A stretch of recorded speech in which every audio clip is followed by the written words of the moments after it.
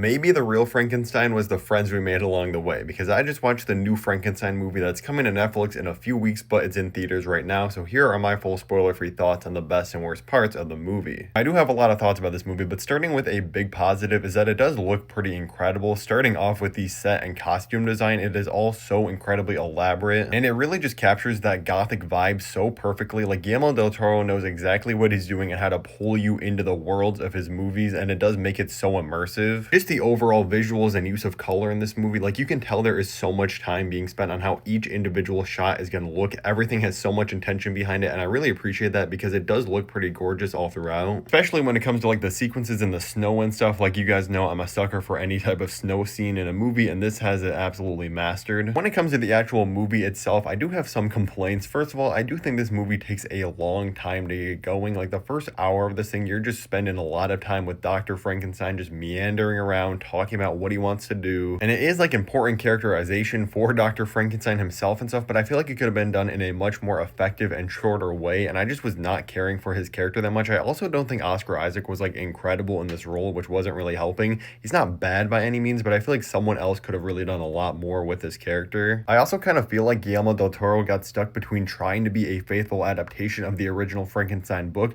but also trying to spin it on its head in some ways and add a lot of new themes and messaging and kind of give a completely different angle on the story than we've really seen adapted before. And I feel like the end product of this movie is a little messy because of that. And like I said, it's very unbalanced. The first hour I didn't really care for. After that first hour, and when the creature is actually introduced, I think the movie does get a lot better, but not perfect still. Jacob Elordi is playing the monster in this movie, if you didn't know, and I kind of feel the same way about him as Oscar Isaac. Like, he's doing a good job. There's no scene that I'm like, oh my god, what is he doing in this role? He is good in this film, but I, again, was not blown away by him. I actually think my favorite performances in this movie that does not have a big cast whatsoever were from Mia Goth and Christoph Waltz. I thought they were incredible in every single scene they were in. Unfortunately, they do not have a lot of screen time or much to do for their characters for a lot of this movie, which is kind of a shame, even though the runtime is very long, but still, they were really great. For me, though, this movie kind of just kept going back and forth between being like, oh, this is a pretty good scene, maybe the movie's gonna keep getting better from here, to then just going back to another kind of mediocre scene. There's nothing bad in this film that's like, oh my god, this is horrible,